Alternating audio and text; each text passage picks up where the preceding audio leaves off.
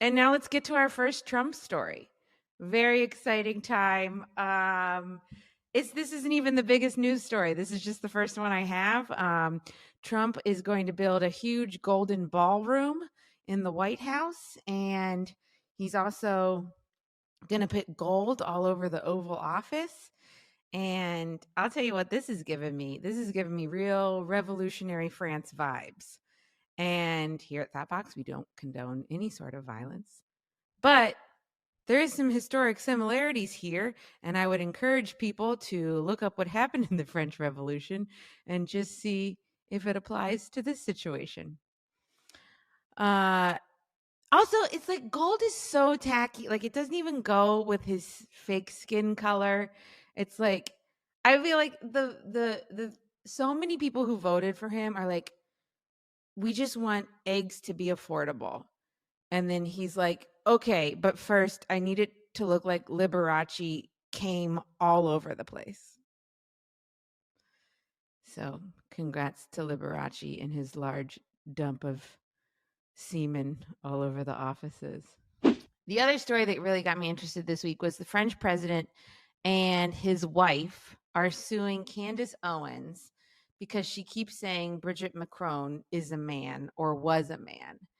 And I just think this is such a funny hill for Candace Owens to like die on, where it's just like, okay, I mean, first of all, okay, say she was. Like, what does that matter? Like, how does that I just don't understand how this even started. Like, how does that affect anything? Like if there's any place where like the leader of a country could be like, yeah, but she was. It would be France. France would be like, yeah, why are you so weird about this? We love sex.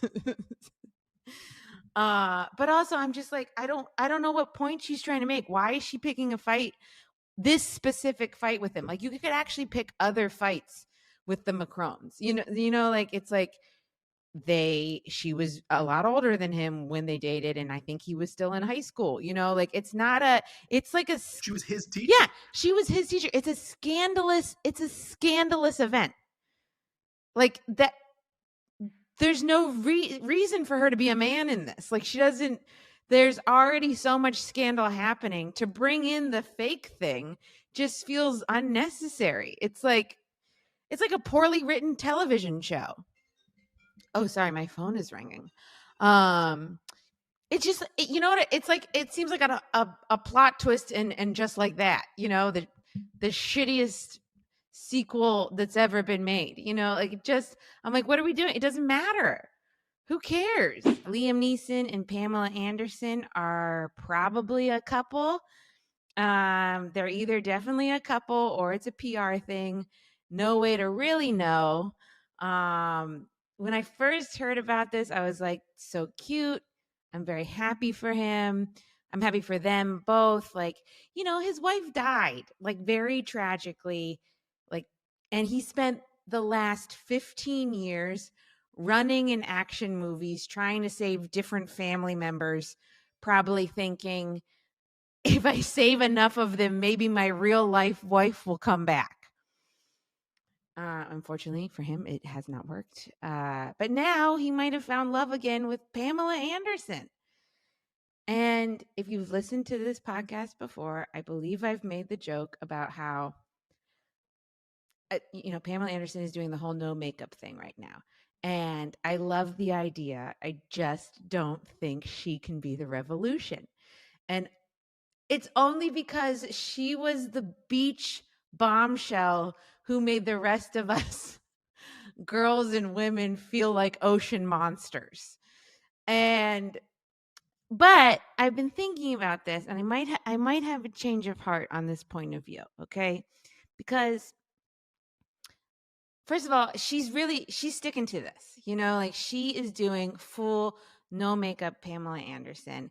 And she's not doing the like Alicia Keys, I'm not wearing makeup, but it's like a no makeup look, which is like diabolical. This is like Pamela Anderson. You're like, this is no filter, no makeup Pamela Anderson. And I don't know. I don't know. There's part of me that's like, I don't know if it can be her, but there's also part of me that's like, well, no one else is really doing it. Like there's no one else leading this revolution. Um, there's like the Kris Jenners of the world who are like literally spending hundreds of thousands of dollars on their face. And then, and she looks great. Kris Jenner looks amazing. She looks so good, but also, you know, she looks like she got her face got photoshopped. Like she looks like she doesn't look like she looks like I'd be interested to see her in real life, because I wonder if a lot of times, I don't know if you know this about people who get work done, it photographs really well.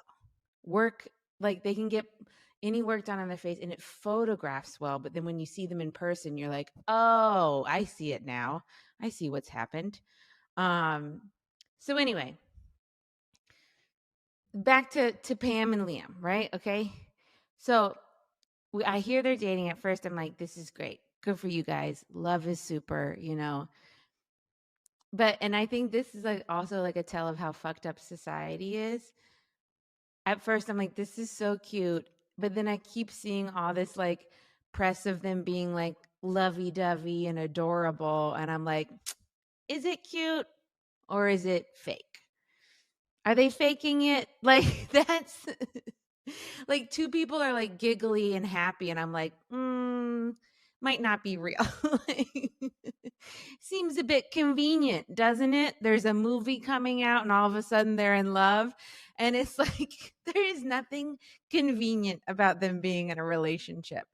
His wife very tragically died, and he has never publicly even dated someone since then. And then Pamela Anderson has been through like tumultuous, abusive relationships. There was a sex tape, there was a mini series that was made without her consent. Like, this lady's been through a lot. So I don't know. Maybe it's just two people who found happiness again, in very inconvenient circumstances. It's like they're just having a nice time. They just respect each other and like each other's company. I don't know. It could be that. Here's to love. I hope it's real. I hope it lasts. Good for you guys. This week we also saw a very funny and fun, lighthearted Department of Homeland Security ICE ad, where it was a picture of a father. I mean, an older gentleman and a younger gentleman, I would assume. And the picture made it look like they were father and son. And the the caption on social media was, take father and son bonding to a whole new level. And it's like, yeah, I mean, I guess you could bond as a father and a son over deporting immigrants who are just trying to make a better life and, like, make the things that we need made and pick the fruits and vegetables that we eat. I guess that's how you could bond as a father and a son. Or you could just talk about your feelings. The two of you could just sit down and talk about your feelings. Why you're sad, why you're lonely, why you feel the need to be some sort of fake powerful person who deports a person that's just trying to work hard for their family. I don't know. Whatever. It's your relationship with your son. So,